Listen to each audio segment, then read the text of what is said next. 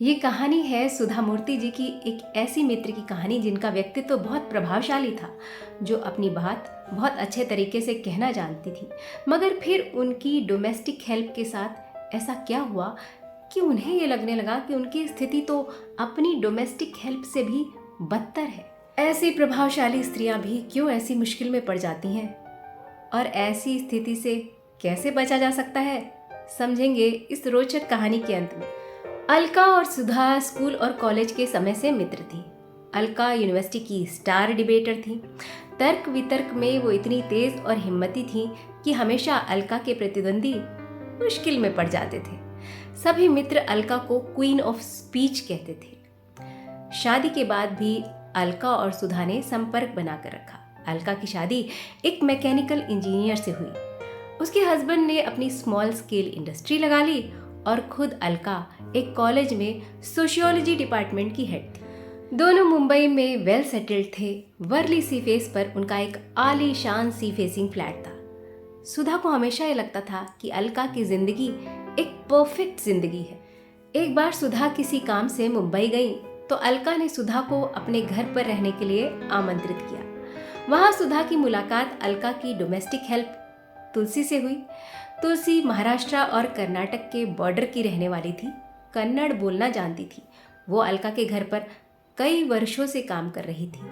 वो ईमानदार, मेहनती और समय की पाबंद थी।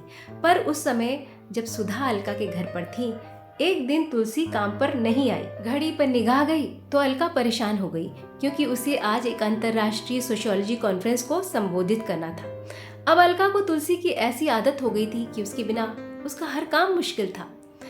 पर हर मुश्किल समय में मुस्कुराना सुधा की आदत है। अलका को परेशान देखकर यूं ही सुधा हंसने लगी। पर सुधा को हंसता देखकर अलका ने कहा, बहुत आसान है तुम्हारे लिए हंसना, पर तुम नहीं समझ सकती कि इस तुलसी की जरूरत पड़ने पर मैंने कितनी मदद की है। वो ऐसा कैसे कर सकती है जबकि उसे पता है कि मुझे आज कितने जरूरी काम से जाना है, मुझे कितनी बड़ी जिम्मेदारी दी गई है। तुम ना हर चीज को हल्के में लेती हो, इसीलिए आज तक तुम सिर्फ विजिटिंग प्रोफेसर हो। अलका की इन आलोचनाओं से सुधा जरा भी दुखी नहीं हुई, क्योंकि दोनों को एक दूसरे के सामने अपनी बात खुल कर रखने की आदत थी और जो कुछ अलका ने कहा वो सही भी था। इस मुश्किल समय में समाधान सुझाते हुए सुधा ने कहा, अब गुस्सा करके अपना ब्लड प्रेशर बढ़ा लोगी क्या?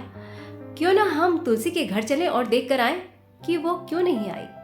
अलका चलने को तैयार हो गई, क्योंकि तुलसी सड़क के उस पार ही रहती थी। दोनों जब तुलसी के घर पहुंची तो अंदर से तुलसी के जोर जोर से चिल्लाने की आवाजें आ रही थी। वो किसी को गालियां दे रही थी। झांक कर देखा तो उसका पति सर झुकाए कोने में खड़ा था।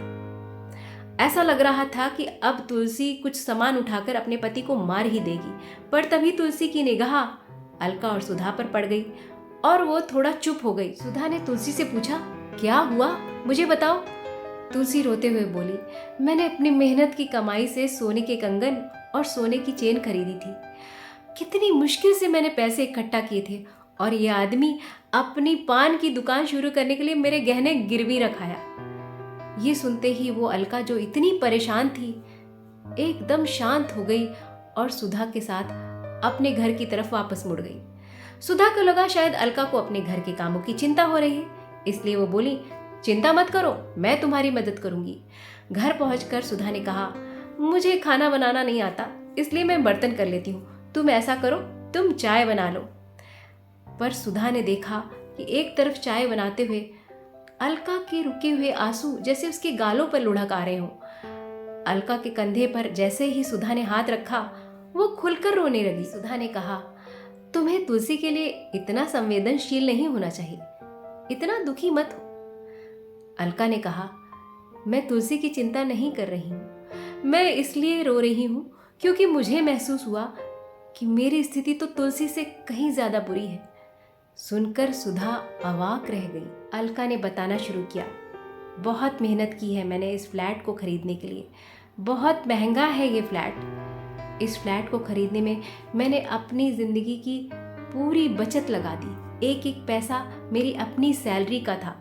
और तुम्हें पता है मेरे पति ने क्या किया? एक दिन जब वो घर पर नहीं थे तो उनके नाम मुझे एक रजिस्टर्ड लेटर मिला जो कि बैंक से था। खोल कर देखा तो पता चला कि मेरे पति ने ये फ्लैट बैंक के पास गिरवी रख दिया है, जो कि इनकम टैक्स के कारणों से मैंने अपने पति के नाम खरीदा था। माना कि मेरे पति का बिजनेस अच्छा नहीं चल रहा था और उसे और पैसों की ज़रूरत थी, पर यह सब उसने मुझे बिना बताए किया। मुझे भी बहुत गुस्सा आया था। मैंने उससे पूछा, अगर ये फ्लैट चला गया तो हम कहाँ रहेंगे? पर हम ना एक सभ्य समाज में रहते हैं। मैं ना ही अपने पति पर चिल्ला पाई और ना ही उसे गालियां दे पाई कि कहीं पड़ोसियों को ना पता चल जाए। कम से कम तुलसी को अपनी बात कहने की आज़ादी तो है। मैं तो अपना सारा गुस्सा आज तक अपने अंदर दबा कर बैठी हूँ। ये सब सुनकर सुधा बालकनी में खड़े होकर समुद्र को निहारने लगी। वो सोचने लगी कि बचपन से जिसे खुद पर इतना विश्वास था, जो अपनी हर बात खुलकर कहती थी, आज अपने पति के सामने चुप रह गई। अपनी लड़ाई लड़ने के बजाय कमजोर पड़ गई। विषय को बदलते हुए सुधा ने पूछा, आज सेमिनार में किस विषय पर बोलने जा रही हो? कैसी विडंबना है। उत्तर मिला, फ्रीडम ऑफ स्पीच। तो आखिर ये दोनों स्त्रियां क्यों परेशानी में पड़ी? ऐसी स्थिति में जब पत्नी अच्छा कमा रही है और पति कुछ नहीं कमा पा रहा है या जो कर रहा है उसमें उसको घाटा हो रहा है, तो अपनी प्रॉपर्टी का रखवाला ऐसे पति को नहीं बनाना चाहिए। जो खुद अच्छा नहीं कर पा रहा है वो आपकी प्रॉपर्टी की रक्षा क्या करेगा? सिर्फ पैसा कमाना ही काफ़ी नहीं है, उस पैसे का सही इस्तेमाल और खुद उसकी रक्षा करना भी आना चाहिए।